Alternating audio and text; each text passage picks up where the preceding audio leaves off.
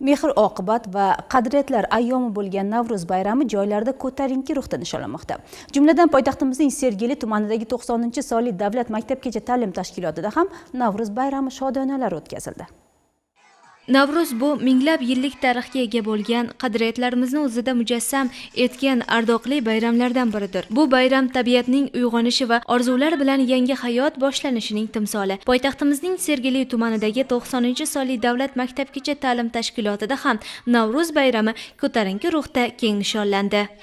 Bolajonlarimizni ko'zlaridagi beg'uborlik, ular ijrosidagi milliy raqslar, milliy laparlar har bir insonga zavq bag'ishlayapti.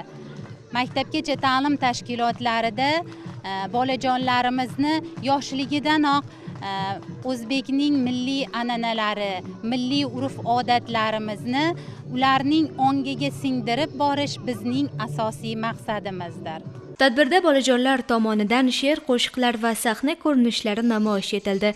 Bu orqali bolalar o'zlarining milliy qadriyatlarimizga bo'lgan qarashlarini shakllantirib, o'z iste'dodlarini namoyish etdi. Bugun bog'chamizda Navro'z bayrami bo'lib o'tdi.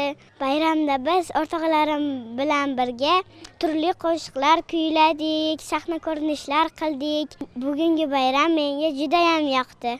Ona vatan bag'rida ulg'ayaman baxtiyor, buncha suluv bepayor, O'zbekiston guldiyor.